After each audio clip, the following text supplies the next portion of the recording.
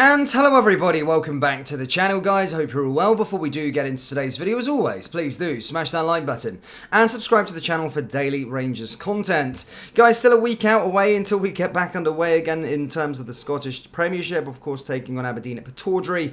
However, despite the players being away, despite Rangers not playing, there is a sort of bits of news coming out of Ibrox. Of course, in today's video we'll discuss all of that, including the sort of headline of today's video.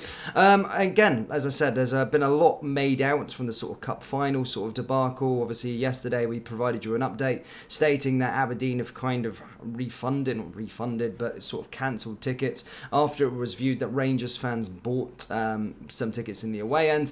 And now Michael Stewart, Rangers' biggest fan, of course, has came out and lambasted the SPFL and said it's inexcusable for them to reject a 50-50 split. This is what the Scottish pundit had to say with regards to them being rejected for a 50-50 split. There's two issues for me. The first one is the split, and personally I don't see why for a final when a club is asking for 50% that there should be any circumstance that is rejected.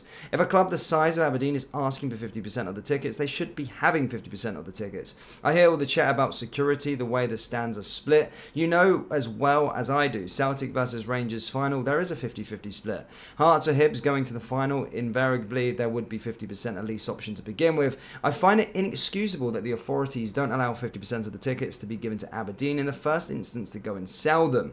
They were obviously very keen to have no boundaries in place so they could sell all those tickets, but also make a point which is understandable. There is going to be some system in place, make sure it's Aberdeen fans get in, and thankfully they have been able to rectify that. But the bigger issue for me is the wider context of Scottish football. The 50-50 split should have been unequivocal.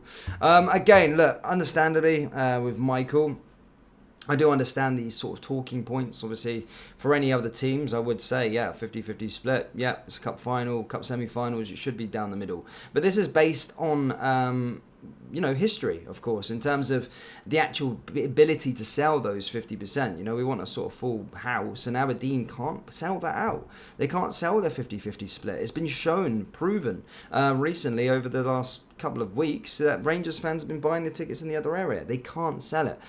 So they go based on history. That's why it's been rejected. If they could prove to the SPFL, they could prove to the authorities that they could sell a 50-50 split, then yeah, I'd be more than welcome for that. But they can't do it. They just can't do it. Maybe in years gone by, they just can't. But I think that their display for the semi-final was outrageous. It was horrible. So there's no point refuting other people coming in through the door. It can't be like that. There's a lot of Rangers fans. Rangers fans would sell it out on themselves anyway, the whole stadium. But as I said there, Aberdeen, or Michael Stewart there saying it's a disgrace. And as I said, I would agree with that usually with regards to a cup final, but not with Aberdeen and their sort of track record of bringing attendances. It just doesn't work. And as I said, the last couple of weeks has just shown that, because Rangers fans have bought the tickets.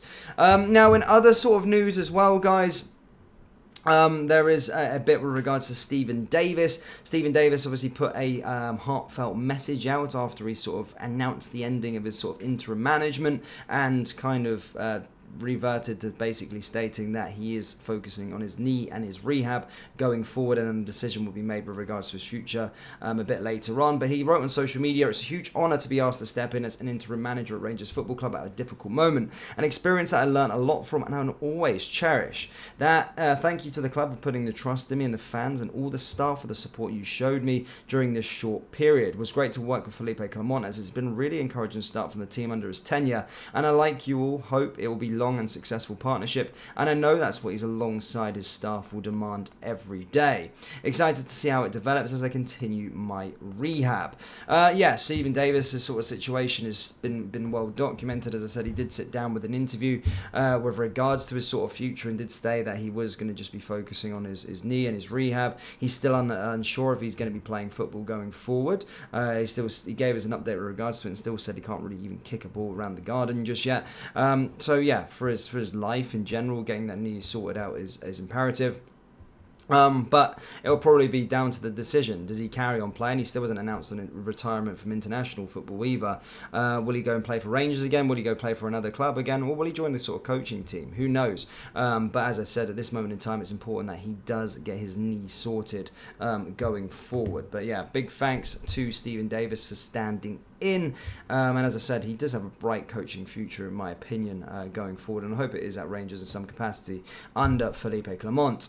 Now, in terms of the main headline today, £26 million transfer news is officially confirmed. This is a report from Football Insider. Rangers are still owed over £26 million in transfer instalments, according to their latest 2022-2023 accounts. The Scottish Giants released their annual report on Monday, the 13th of November, that included the club's updated finances for the 2022-2023 season. Rangers revealed a profit of £252,000 from their last season from their overall revenues, dropped down to £83.8 million from £86.8 million and recorded in 2021-2022. With the report, Rangers state they are still yet to receive £26.1 million in transfer payments. Gers made a significant profit from their transfer business last season, including the sale of Calvin Bassey to Ajax for a club record fee of £19.6 million. The sale of Joe Rebo to Southampton for £6 million also contributed to Rangers making an overall profit across the summer and January transfer window. The payment structure of both deals are undisclosed, but are very likely spread across multiple years via instalments. It is understood that Rangers are still owed fees from transfers made back as far as 2019.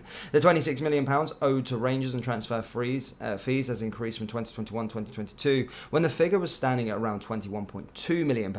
However, Rangers are still paying off transfer fees of their own, and their updated finances reveal that they are still set to pay £24.5 million, £3 million more than in 2021-2022. Rangers paid a total of £15.2 million for new signings across the 2022-2023 season, with many of those payments still yet to be completed.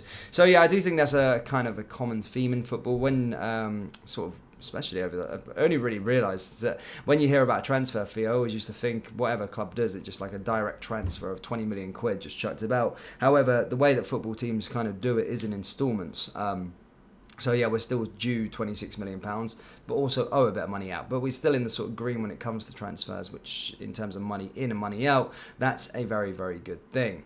But Rangers fans, that's all I've really got for you today. Do let me know your thoughts on sort of Stephen Davis's sort of tenure at the sort of football club and the interim coach. What do you think he's going to do? Do you think he's going to hang the boots up? Do you think he'll play another game in a Rangers jersey? As I say, let me know down there below. Let me know your thoughts on the sort of cup final fiasco of regards to Aberdeen, and yeah, just generally let me know your thoughts ahead of the clash against Aberdeen at Pataudry. Do you see us being a changed team under now Felipe Clement's been given 2 weeks to implement his ideas, or do you see a bit of the same? As I said, just let me know your overall thoughts on the football club in general down there in the comment section below. And just one last warning, guys, we have got some really good designs coming up for the Christmas merch drop. December 1st, that'll be going live, guys.